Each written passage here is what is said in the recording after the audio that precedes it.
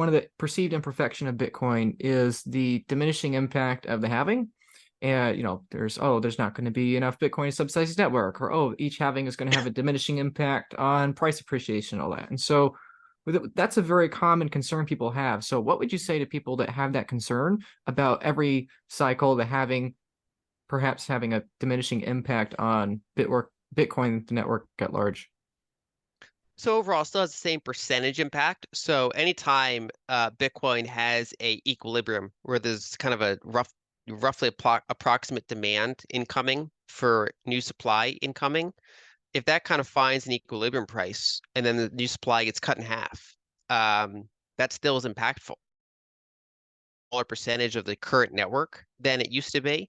But it's also there's other variables that are kind of dampening as well. So if the demand is being less crazily impacted, if a billion people use Bitcoin compared to a million people use Bitcoin, the demand is more steady, and so a smaller supply change can impact the price more. Um, but it also does mean that things like attempted rehypothecation can potentially influence Bitcoin price more than just the halving itself, right? If you can magically create, an extra 5% Bitcoin in a given epoch, you can potentially manipulate the price significantly, kind of like what we saw in FTX's scenario, right? I mean, they had, over $1 billion of fake Bitcoin, right? And they were not the only one, but basically, the more you get of that, that's a challenge.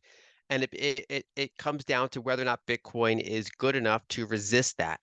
And so the way I would describe it is that gold is prone to rehypothecation. It's slow, it's costly to acquire and size and verify, and so people are more prone to abstract it. And I call it the wreck cycle, the cycle and how long it takes you to get wrecked if you try to rehypothecate it.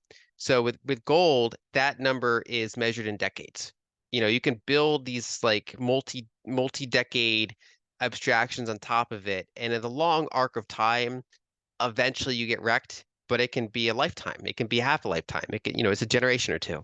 With Bitcoin, that wreck cycle is like 4 years or something like that. Basically, it's like because it's both harder and faster. The smaller hint that there's a problem, the more that problem is just killed, right? Everybody can just withdraw their coins and just kill that attempt at rehypothecating it. And so you can try to rehypothecate it, which in limited context can be bigger than the halving now. But at the same time, um, that you sort that out within a few years, most likely, at least so far, and probably continuing. And so, Bitcoin just has to go through this monetization. It has to shrug off attempts to copy it. It has to, either with rehypothecation or with, just a dilution attempt from 20,000 other cryptos, right? It has to just kind of cycle after cycle after cycle, prove why liquidity effects are important, why its design is correct, or at least good enough, and there's nothing outright way better than it, and just kind of keep shrugging off those things.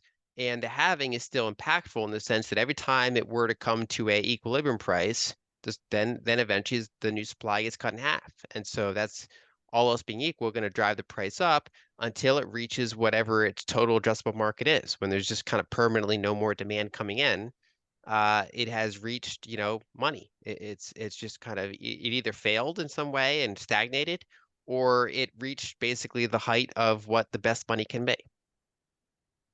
Yeah, I agree with that. And something I think also when thinking about FTX is I look ahead, the ETF coming, a lot of banks coming, a lot more adoption coming, and I often wonder, is there perhaps more Bitcoin rehypothecation ahead of us in the future with all these new adopters and players as compared to the rehypothecation of the past with FTX? So I'd be curious to hear your thoughts on if you agree with that in the midterm, and then if in the long term you think these 4-year cycles killing credit again and again reduces the need for credit on a Bitcoin standard. Like, how do you think this midterm for rehypothecation and that long term looks, given what you just said? Yeah, so for the first part, I think we're still going to have attempts at rehypothecation. I think we'll have less of these like unregulated, Bahamas casino type ones. But also, if you do rehypothecation with the backing of a government, it might be more regulated and audited, and instead is enforced by regulations like KYC AML, like, oh, you can't withdraw for this reason, or you can only withdraw at this size, or you can kind of sustain things a little bit longer like that, cash settled futures.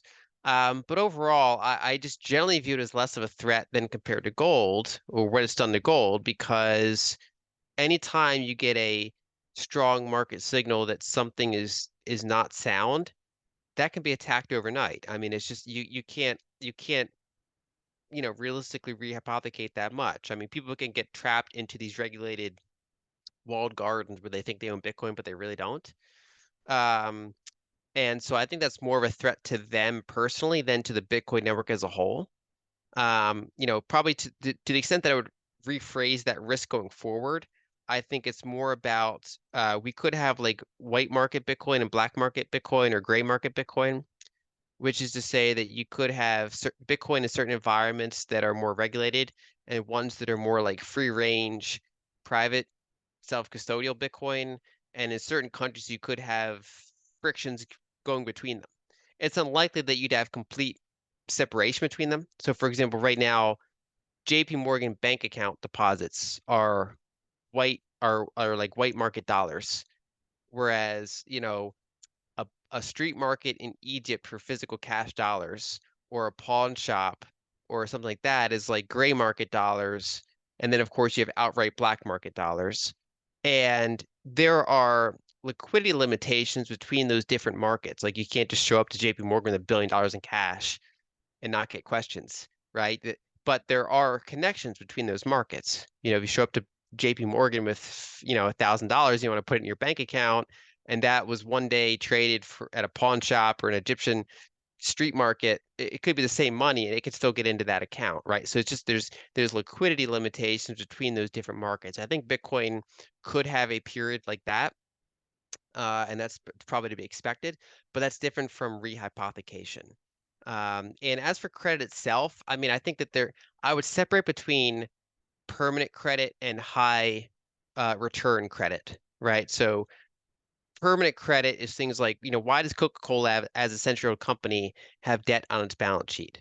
And it's because it's a long-term fiat currency short. It's not because they need the money, it's because they're choosing to arbitrage that short on fiat currency. That doesn't make sense in a Bitcoin standard. It doesn't even make sense in a gold standard, and let alone a Bitcoin standard. Whereas, high impact short-term lending liquidity still makes sense. If I'm running a business and I want to expand my business, um, and I don't want to sell equity to do it. I want to take out a 2-year loan at 10%, and my intended expansion is going to have an internal rate of return of 40%. That makes sense. And I'm using the rest of my business collateral to support that loan. And so the lender has, reasonable expectation of profit. Um, and the depositors in that environment, you probably should not be, you know, rehypothecated fractional reserve depositors. You should probably be what Mises would call commodity credit, basically full reserve, duration matched lenders. Either it's, you have permanent capital, or at least, you're doing a time deposit that matches the loan term. So you're not fraction reserving money, you're saving money and then choosing to employ it for more productive purposes on a case by case basis. What makes Lynn so special to me is her ability to think critically from a first principles standpoint with an engineering background, as well as being able to communicate those thoughts clearly and concisely. I happen to agree with her. Number one, I happen to agree that market cap is set at the margins downwind of price, and therefore Bitcoin's price in terms of US dollars could appreciate incredibly rapidly, perhaps by orders of magnitude in each coming cycle. Secondly, I happen to agree that a lot of rehypothecation and fake paper Bitcoin and yield products are ahead of us. I think volatility will continue. And therefore, number three, I happen to agree with her that I think self-custody is really important for you to consider and really important for you to consider urgently. And number four, Lynn and I both talk about how collaborative custody, multi-sig solutions could be a viable option for many people in the coming future. And so, If you have an interest in taking self-custody, if you have an interest in setting up a multi-sig solution and collaborative custody partnership, I do work at the Bitcoin Advisor precisely for this purpose because I think it is the future. You can find me in the link in the description below at the Bitcoin Advisor, where our primary goal is to help you securely transition your Bitcoin off exchanges into your own hands and into your own self-sovereignty. It's really important that you begin considering what happens to you in the event that you lose your seed phrases, what happens to you in the event that you pass on. Will your children, your loved ones, your company, your spouse, whomever your descendants are, what happens to them if your keys have issues or have troubles and have maintenance? So if you want someone to help you through that process, one-on-one, to create a multi-sig vault, to help you create an estate plan, to be an ongoing collaborative custody partner, and help reassure you in the face of all these products and all these innovations happening to Bitcoin atop the base layer, if you want to have someone assist you in the coming years and hopefully coming decades, Bitcoin Advisor could be a good place for you to consider. If you go to the link in the description, you can learn more about me and why I'm personally there as well. And I will send you dozens of pages of free documents, both about our company specifically at the Bitcoin Advisor and multi-sig and cloud custody in general. Purely educational content for you to learn about. Dozens of pages with great content, great perspectives, ideas, and thought-provoking perspectives for you to consider in the coming months and years as you take more and more of your Bitcoin into self-custody. So not only, again, do you get information about collaborative and multi-sig custody in general, and you also get information about the Bitcoin Advisor specifically. Also, I'm happy to send you, or you'll find a link below, a comparison of what Bitcoin Advisor does compared to our competition, what we provide, and our goal is to provide 10 times the value for half the cost. So if you have an interest in multisig, I strongly encourage you to consider it now. More and more companies are only going to have the option of multisig. See, a company or a charity or a church cannot pursue the option of a single sig solution. They have to pursue multisig solutions. So as an individual, as a company, or as a board of a charity or church, whatever the case, if you're interested in a multi-sig solution for the long term, for cold storage, I highly encourage you to start doing so now. Whether that's with me at the Bitcoin Advisor or elsewhere, I strongly encourage you to do it because that rehypothecation will continue, Bitcoin's rapid price appreciation will continue, and in those events, demand will skyrocket for these precise kinds of services and for time with people that are experts in this field. So, again, once more, please check out the link in the description for the Bitcoin Advisor where you can find me. You can schedule a meeting with me. You can book a free consultation with me there. I'm happy to answer any questions you have. Again, happy to send you dozens of pages of free complimentary information for you to learn more about your Bitcoin and learn more about your Bitcoin self-custody solutions. Because again, whether you work with me or not, it's far more important. Please just consider taking self-custody as soon as possible. Link in the description. Thanks.